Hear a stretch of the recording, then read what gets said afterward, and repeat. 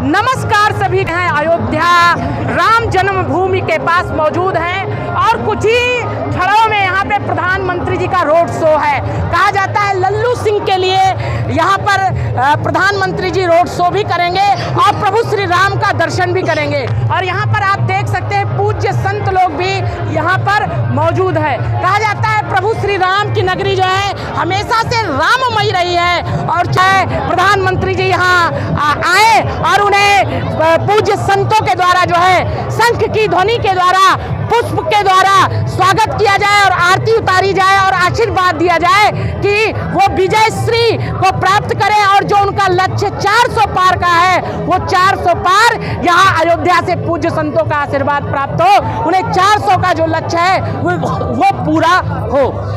आप आज यहाँ पे खड़े हैं, अभी कुछ ही क्षण में प्रधानमंत्री जी का आगमन होगा, तो क्या कहना चाहेंगे आप? जय सिया राम। देश के यशस्वी माननीय प्रधानमंत्री जी अयोध्या पधार रहे हैं।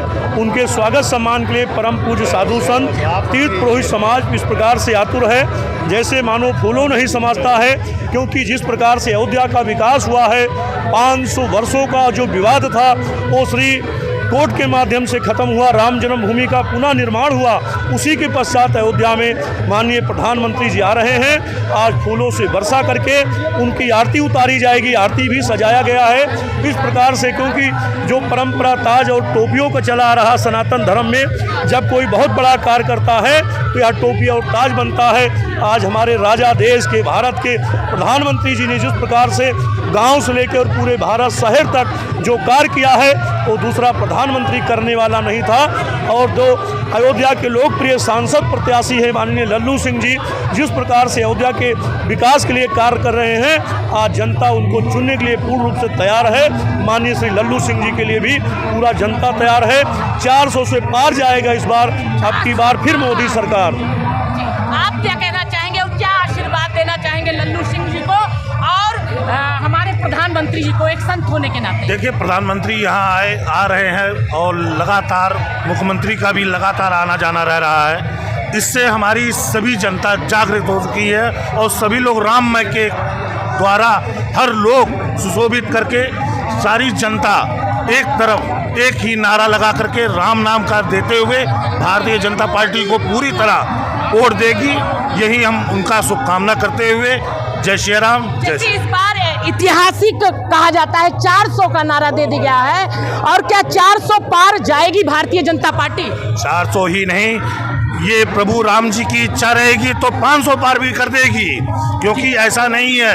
राजा राम है, चक्रवर्ती राजा राम है। उनकी राजनगरी को जिस तरह से सजाया गया है उसको देख करके यदि व्यक्ति के मन में अभी भी हर्ष उल्लास ना आए तो वो हिंदू नहीं, वो पानी, खून नहीं है, वो पानी है। जैसे आपने हिंदू की बात की, अभी इलेक्ट्रो बॉन्ड आपने चंदा के बारे में सुना होगा और कहा जाता है कि जो बीफ की कंपनियां होती है उससे भी भारतीय जनता पार्टी ने चंदा ले लिया है। इस पर आप क्या कहना चाहेंगे? देखिए, ये एक राजनीति मुद्दा है। हम लोग तो साधु संत हैं, किंतु एक ही बात कहेंगे, नहीं तो आप अयोध्या को राष्ट्र माता की बात करते हैं। देखिए, वो लोग पर आप क्या कहना चाहेंगे? कुछ लोग ऐसे हैं जो सिर्फ मजहब के लिए लड़ाई लड़ रहे हैं। यदि देखा जाए तो अयोध्या में राजा रामचंद्र जी का एक नगरी है जो चक्रवर्ती पूरे विश्व के राजा थे।